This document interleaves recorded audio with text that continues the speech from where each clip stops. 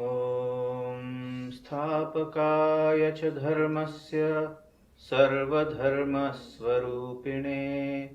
अवतारवरिष्ठाय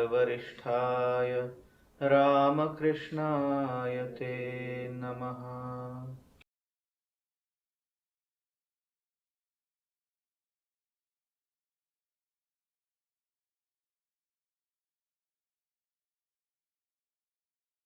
Dear friends, we have started on the study of the 5th chapter of the Bhagavad Gita as a revision, and I have no words sufficient enough to impress upon you the first 7 or 8 verses, shlokas of the Bhagavad Gita is extremely important to such students who would want to put these ideas into day-to-day life's practice. That is why I would like to pay as much attention as possible to this. That is, we must try and understand how to perform. By way of an example, we call people, they are performing artists. What does it mean? Say, for instance, a musician. He has certain concept and ideas of music. But what makes him a musician is he has put it into practice and produced the result of his intellectual conception or understanding. Whether it's a musician, whether it's a dancer, whether it's an engineer, any professional, theoretical understanding and converting it into practical performance integrates the whole process. Similarly, in spiritual life, my dears, we first clarify our understanding. What is spirituality all about? We keep on using the word spirituality, dharma, adhyatmikata, and etc., etc., etc. All that happens is we have a woolly-headed ideas of all these words. We really do not know what it means. Let me remind you, a universal description of what is moksha, what is mukti, what is liberation, emancipation, freedom. What does it mean in actual psychical content? What happens to me? You say, I am free from all bondage. I am liberated. I am emancipated. I saw no bonds around me. Nobody sees that we are bound down by a piece of rope. So what is this concept of bondage? We should know that. When we say freedom from bondage, what binds us down? I see nothing binding me down. I am absolutely free. I can do whatever I like. So I am free. What is the freedom that you are talking about? What is your concept of bondage? We have all sorts of woolly-headed ideas regarding these words. So my effort is to put things in their proper perspective so that we can know what is what. Now we say freedom from bondage. What does it practically mean? What happens to me? As Sri Ramakrishna used to, with a great sense of fun and satire, used to say, when you say you are free, what happens to you? In a human frame, human body, do you grow two long horns and a long tail to prove that you are something separate from others? You are free? Does it happen to you? What actually happens to you? Our scriptures, in a universal manner, explains to you what is moksha, what is mukti, what is the concept of liberation, salvation, emancipation, freedom of other isms, other religious ideas. What is it? And listen very carefully. When you are free, when you are mukta, when you have had moksha, what happens to you? Atyantika dukkhasya nivritti parama sukha prapti. A universal definition of moksha, mukti, and other words. Dukkhasya atyantika nivritti. All of us, we know by our own experience what is sadness, what is agony, what is unhappiness, what is misery. A realized soul tells you, by way of definition, moksha means, from one perspective, dukkhasya atyantik nivritti. 3 words. Dukkhasya means the very concept of pain, agony, sadness, and happiness.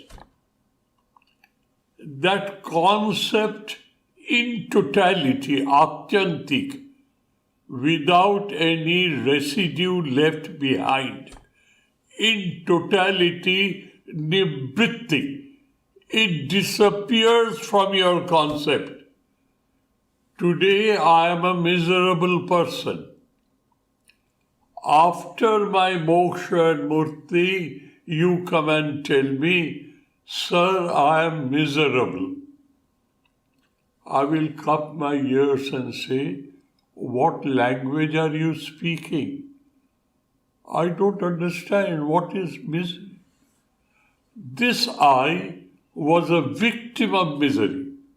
And this I, because of certain devoted, dedicated, determined discipline of life, I raised my level of awareness in such a level that the concept of agony, pain, misery, unhappiness, sadness, that concept has disappeared. Is that so? Then this piece of stone, this timber, this carpet is also mukta. They have no sense of plane. So do you mean to say, I, a living organism, I have to transform myself into an inanimate body? Do you mean to say so? Immediately he corrects. Such an idea should not invade you, should not rise in your mind. He says, and I am explaining it to you from this perspective. Total absence of the concept of unhappiness, sadness, misery. Dukkhasya atyantik nivritti. And you look at it from the different positive point of view, parama sukha prapti. You will be totally saturated with such a sublime, ecstatic, divine joy which is indescribable but experienceable. You cannot describe it, but you can experience it. Parama sukha prapti. You will achieve that sublime, ecstatic, divine state of joy. That is moksha and mukti in reality for you. You remain what you are, with your eyes and ears and head in its proper place, your body functioning properly, but your pendulum has swung from this end to that end and doesn't come back again. That is what moksha and mukti is concerned. Now, dear, the whole of the Hindu scriptures, they deal with moksha and mukti from 1,000 different perspectives,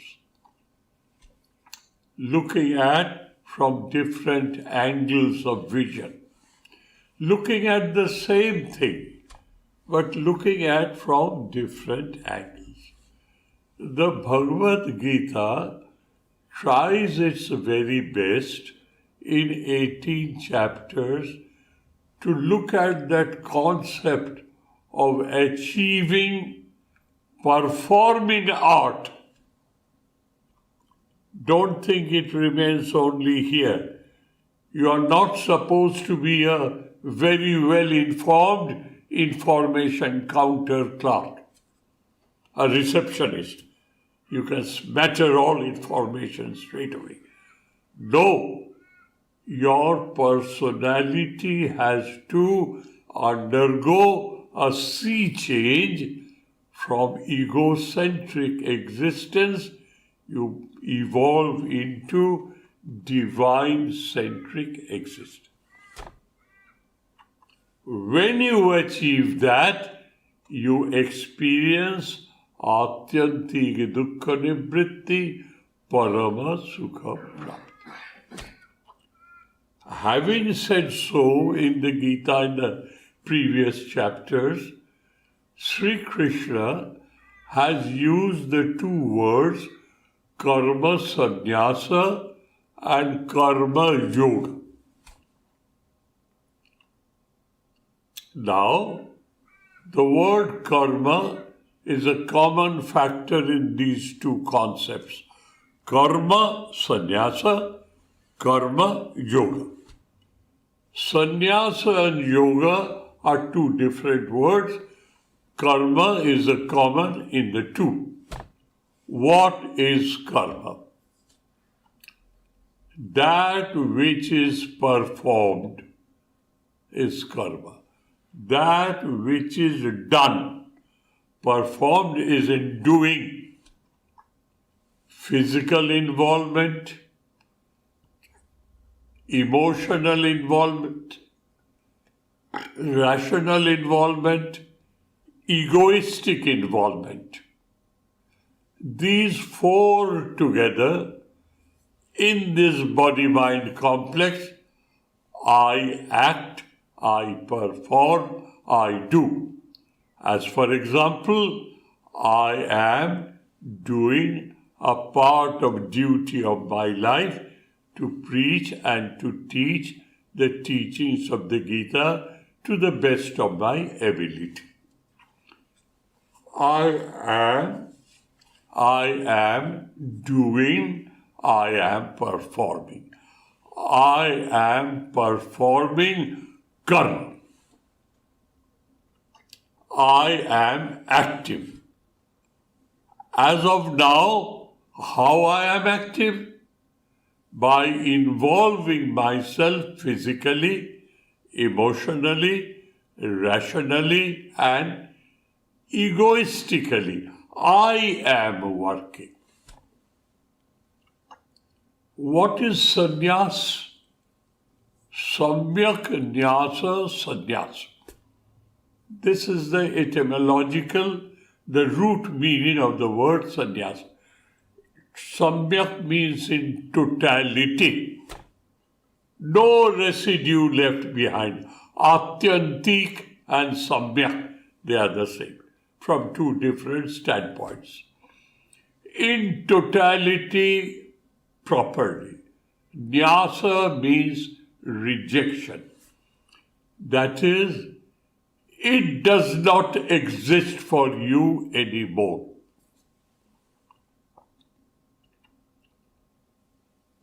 Karma sannyasa. That is, it does not exist for me. I am involved physically. I am involved emotionally. I am involved rationally. I am involved egoistically. And I am supposed to be karma sannyasi. No involvement. What does it mean? It means that I am egoistically involved. That egoistic involvement has to totally disappear. Wow, that means I am a living, throbbing, vibrating entity, and I convert myself into an inanimate object by losing my ego. What type of spiritual wisdom it is? So karma sannyasa, as we are all constituted today, is not very easy to understand even what to speak of performing. And the Gita will teach you what is that so-called performance of a karma sannyasi. Along with it, Gita teaches you karma yoga. Now, sannyasa means total rejection. And what does yoga means? Total, complete, uninterrupted communion or connection with an idea. Yoga. Joined together. That word yoga has converted into that English Latin word yoke. Yoke, Y-O-K-E. What is a yoke? That piece of timber on the shoulder of two bullocks bound together while ploughing. They have been yoked together. They cannot run away from each other. They are yoked together. This is yoga. Nitya yuktaha, ever in communion with, ever with connection with, without interruption, without any break, without any let, without any hindrance. Karma yoga. These two words have been used, and Arjuna has been listening very carefully. And who is Arjuna? He represents us to Sri Krishna for all times to come. As long as two people walk on this earth, Arjuna represents them. And who is the other person? Sri Krishna. And what is the communion between the two? Wisdom of the divine, emanating from an incarnation to the human. That is what yoga is. Now Arjuna has heard, and the 5th chapter begins with this very pertinent question. What is that pertinent question? He says, Arjuna asks with all humility and modesty, Sir, you have been talking about karma sannyasa, you have been talking about karma yoga.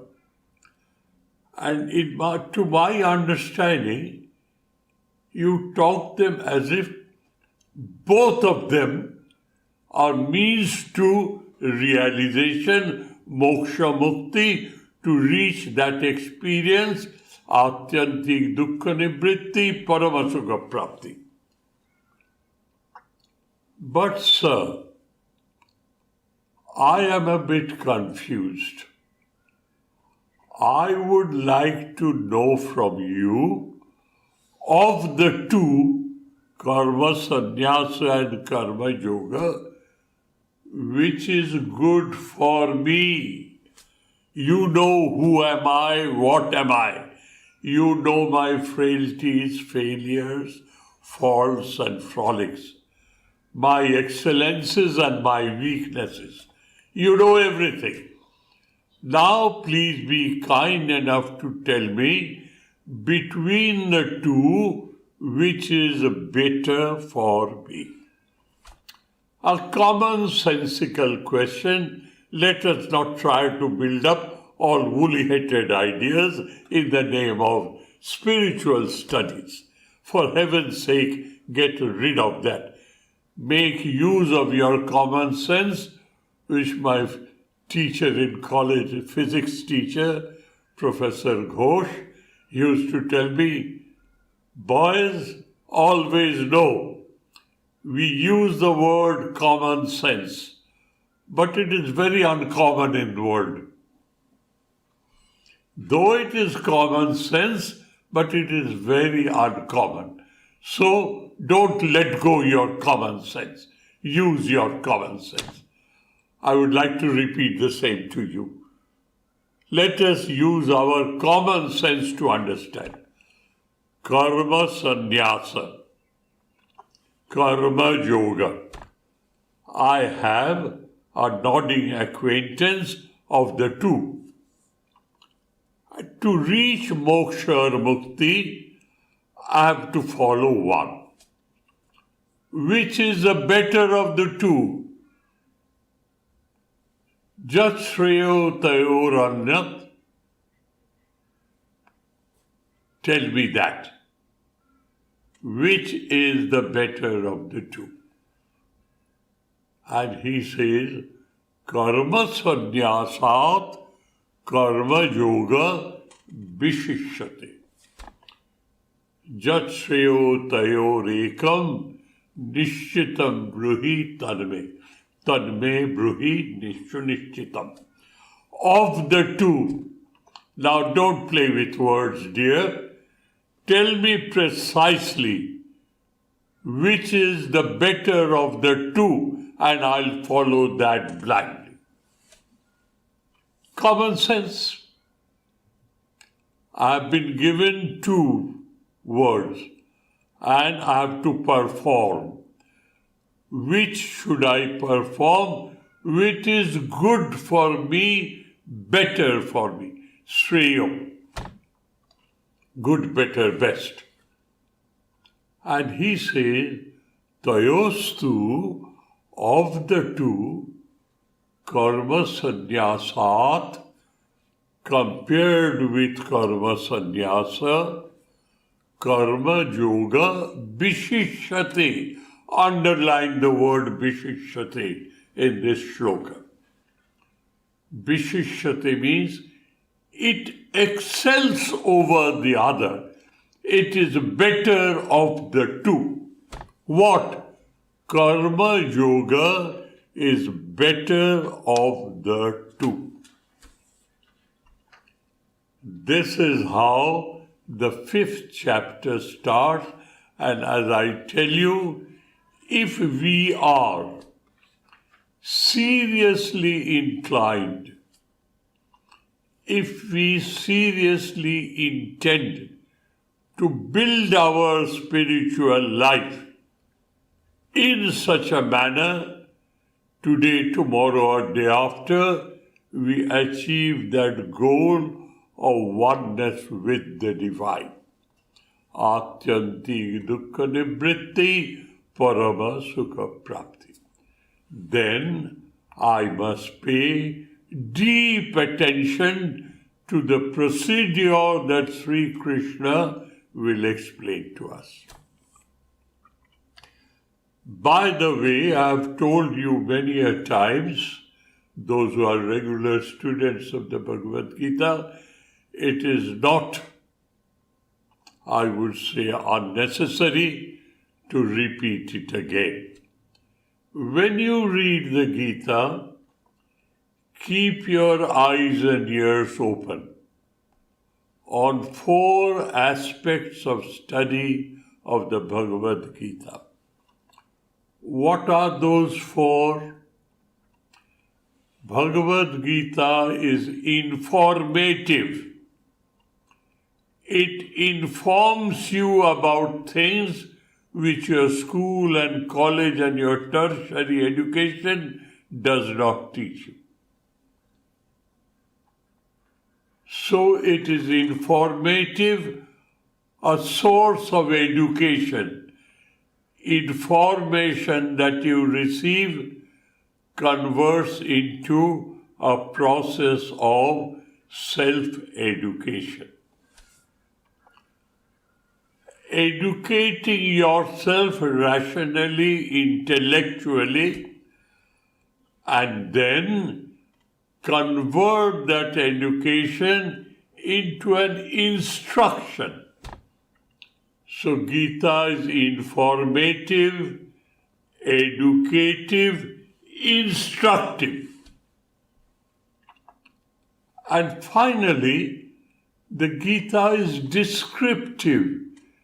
It describes to you what will happen to you if you follow these informations, educations, and instruction. What will happen to you? That description is being given. And if you don't follow, what will happen to you? That description also given.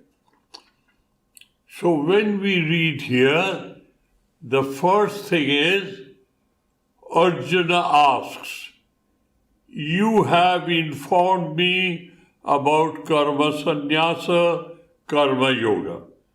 Please tell me clearly, of the two, knowing the human being that I am, which is the better of the two? Commonsensical question to elicit information. What is the information that is coming back? Both of them leads to moksha and mukti.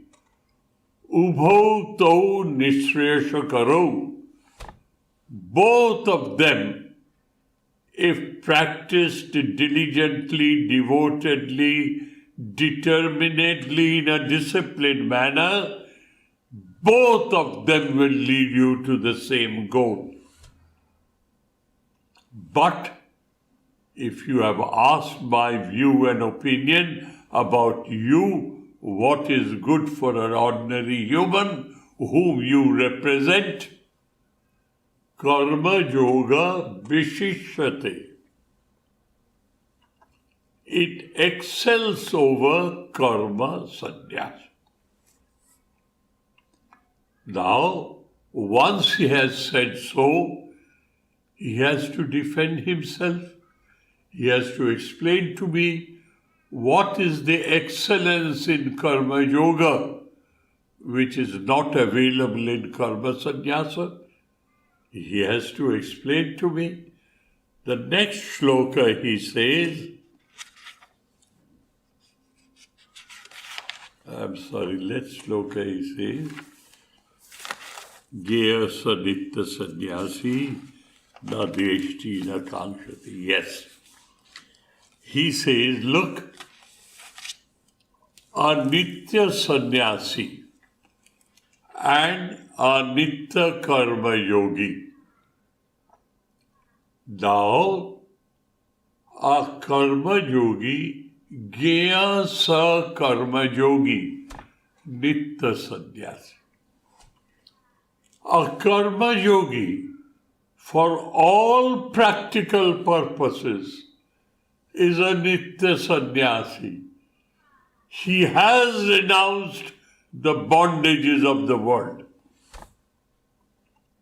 Why? Jo na dveshti na kankshati, who has no aversion, I don't like this, or who has great attachment, I like this. He is beyond aversion and beyond attachment.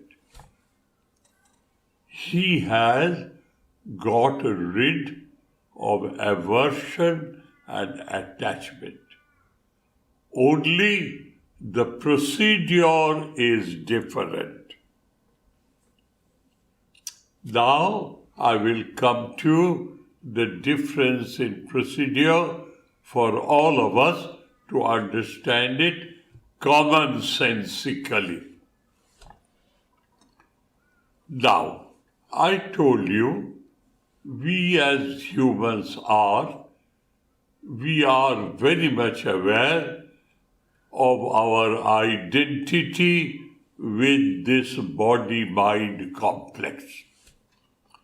This is my body, I have my own mind, I have my intellect, I have my wisdom, I have my accumulated experience. They're all mine. Who am I? My body. Nobody ever says I body. So in our day-to-day behavior pattern, I willingly, intelligently, understandably keep myself as a separate entity. I am.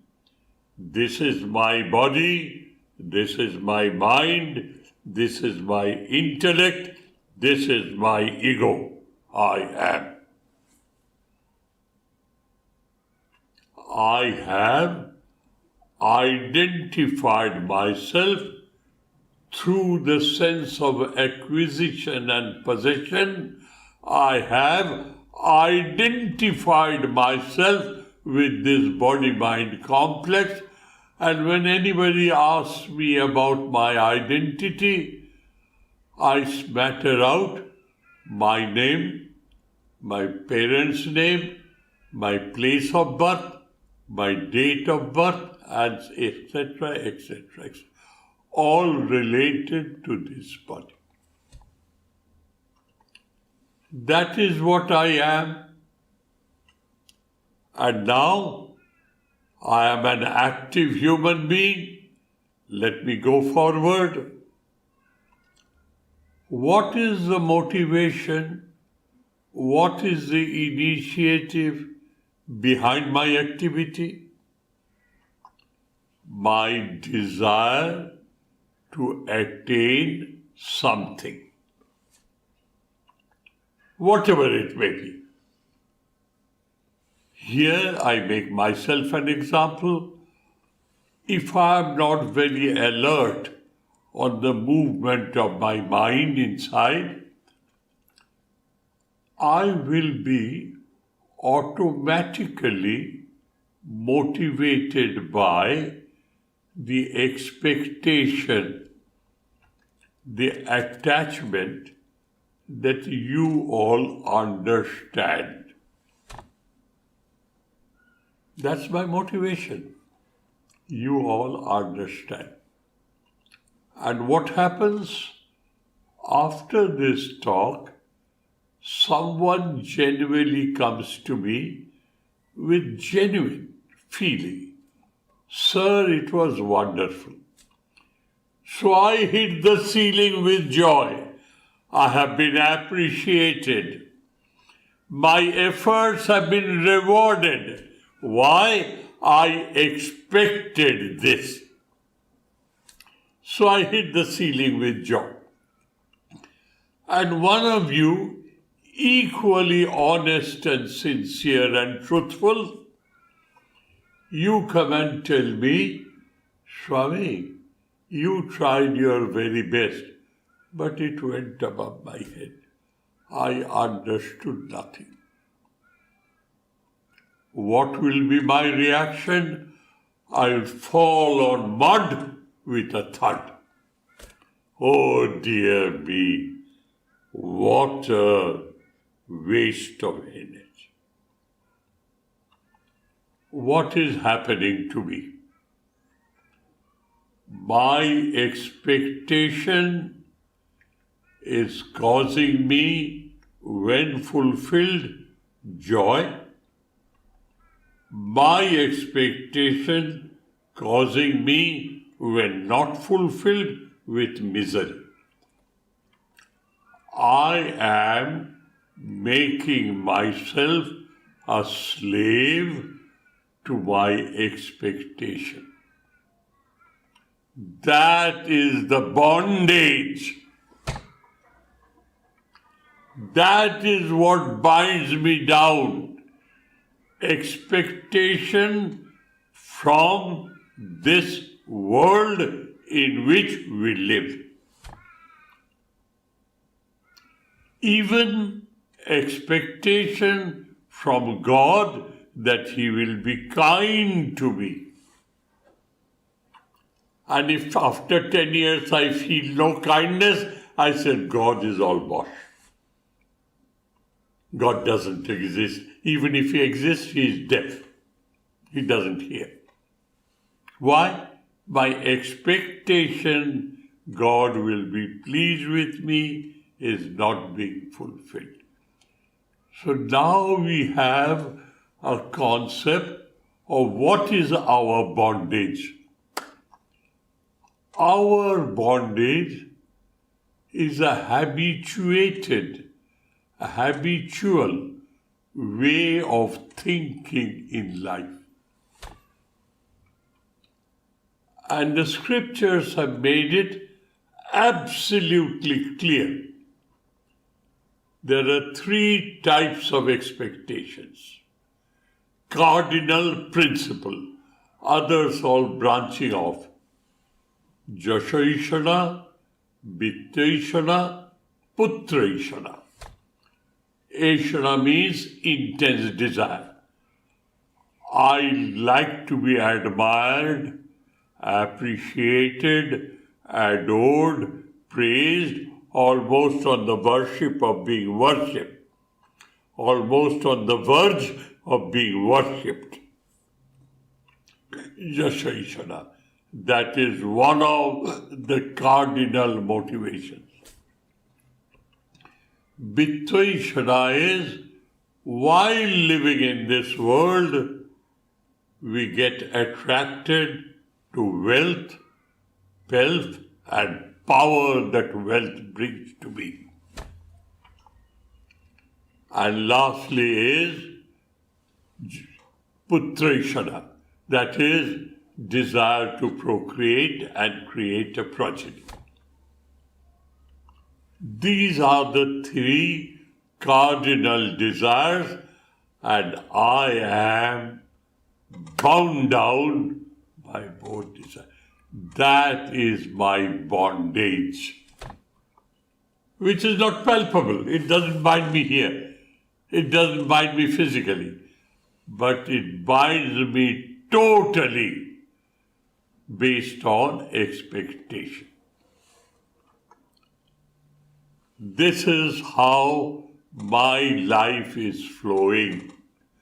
Satyannite mithuni kritva naishargika iti loka vyavahara. the behavior of the whole population of the world is chasing after their desires, which are motivations or initiatives of their life. Desires that the world promises, but the world does not keep its promise. If it does, it is short-term, transitory. Now, what is then Karma Yoga? Karma Yoga is beautifully explained in the Bhagavad Gita, only we should read deep behind the words.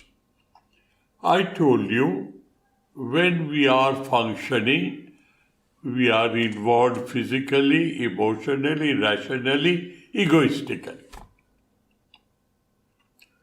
And now I come to a place of worship. Traditionally, it's a place of worship. Everybody accepts, oh, God is there. Now, I come in and according to tradition, I express my modesty and humility by bowing down, Shashtanga Pranam, bending down, crossing myself. Some physical activity is done to express my modesty and humility in front of the presence of God. Where is God? It's only a colored picture. Rationally, I know a symbol symbolizes an idea. God is an idea and a concept to me. And this picture, that model, those pictures and etc. or statues, they are symbols of the divine. Rationally, I convince myself, yes, I must see the symbolized idea in the symbol. I am emotionally involved, I am physically involved, I am rationally involved. And I am bowing down to God, seeking His compassionate grace. I am involved, egoistically I am involved. So the highest common factor is these four: physical, emotional, rational, egoistic. What is the difference in a shrine or a place of worship? You are supposed to be constantly aware of the presence of the divine through the symbol.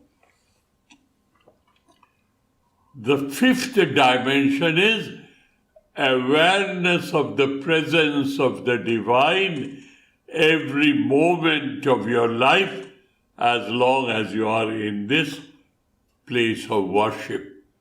And then you say, I am not working, I am worshipping. The fifth dimension is awareness of presence of the divine. During the period you are aware, you are worshipping, interacting emotionally, physically, and rationally, egoistically, with the awareness of presence of God. It's worship. So the concept of work and concept of worship are not contradictory. Only worship has an extra additional dimension, which is awareness of presence of God. Please try to remember that. Now, let us come to our day-to-day life. Can our day-to-day flow of life, can it be transformed into and endless worship? Can it be? Theoretically, I am told God is everywhere. God is omnipresent. Sarvabhuta Bhutatma. He is everywhere. So, God is everywhere. What type of God it is? This form cannot be everywhere. There we go a step forward. And let us again use our common sense.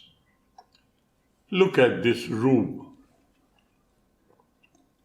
There are chairs, table, stools, musical instrument, pictures, air conditioners, heaters, watches. What is the highest common factor in them? They exist. I am and it is. The chair is, the carpet is, the table is, the timber is. I am subjectively, I don't say I is, I am, and the world is. This isness is nothing else but eternal, infinite existence.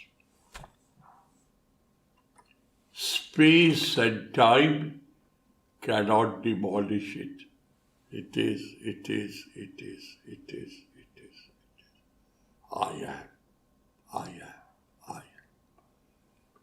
This is known as Satta of Satchidananda Swarupa Atma.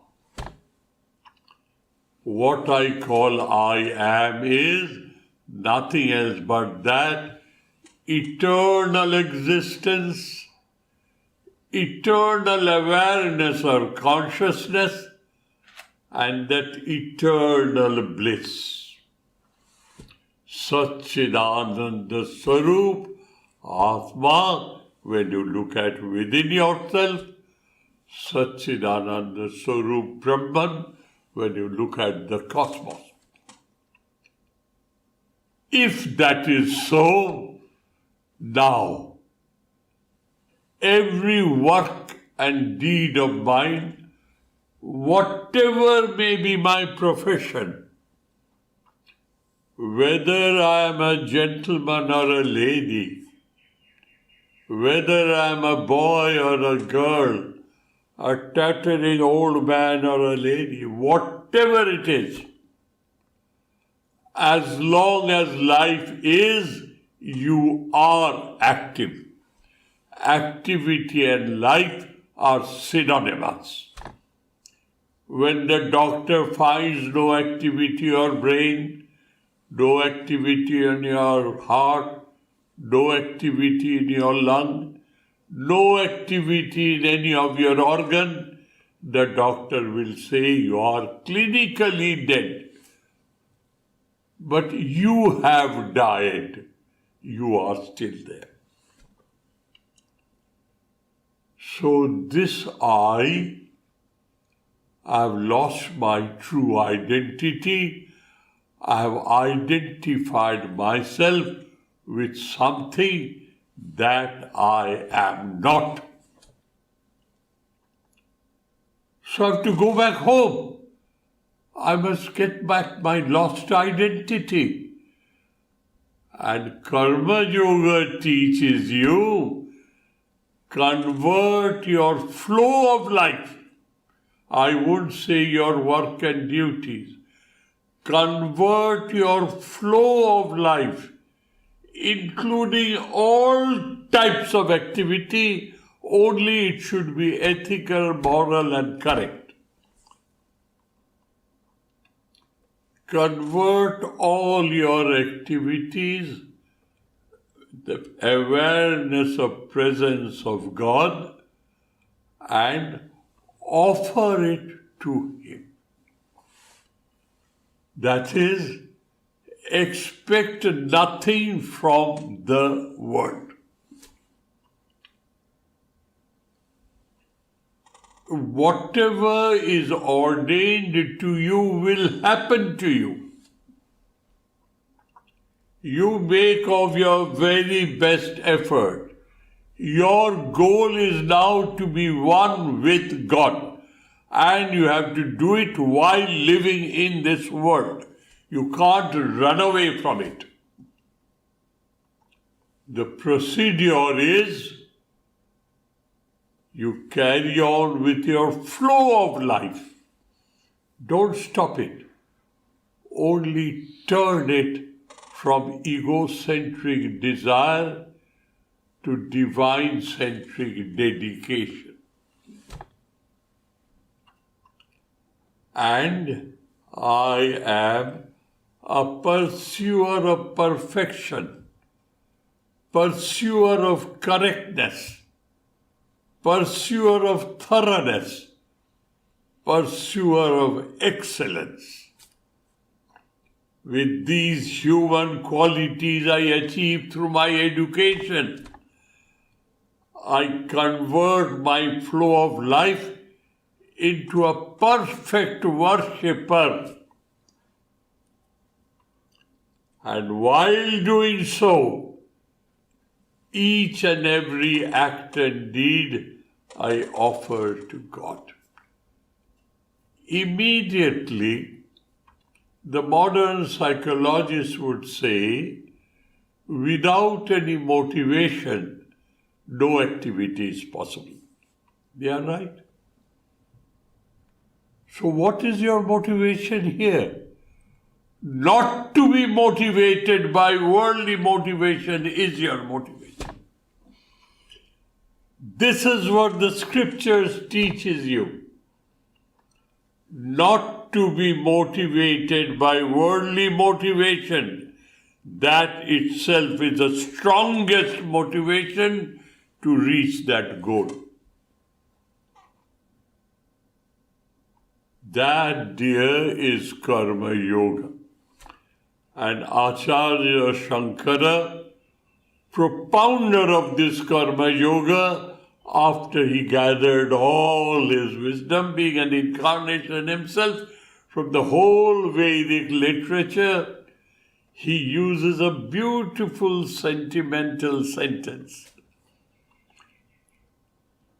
You are habituated to expect a result. A habit dies hard, it has a hold on you. So unknown to yourself, when you are offering it to God, this desire, expectation may crop up in your mind. God will be pleased with me. Tatra Ishvara api me tushyatu iti sangam tvakta. That is the last word of a karma yogi. Tatra, while converting your flow of life into that concept of worship, work converting into an endless worship of the divine. Good enough. Because I am habituated in expecting the results from my activity in the work, that habit dies hard, it might have a hold on me. Keep an extra watch on your mind. I am doing my very best for my beloved God. Whether he is pleased or displeased, I am not bothered. I give of my very best. Don't compromise on that. What is happening? You will slowly and slowly saturate your whole being your personality, your mind, with the awareness of presence of God. And the hold of the world will slowly and slowly loses its hold on you, and the hold of the awareness of the divine holds you. And you are in the process of being and becoming, evolving from an egocentric human into a divine-centric devotee.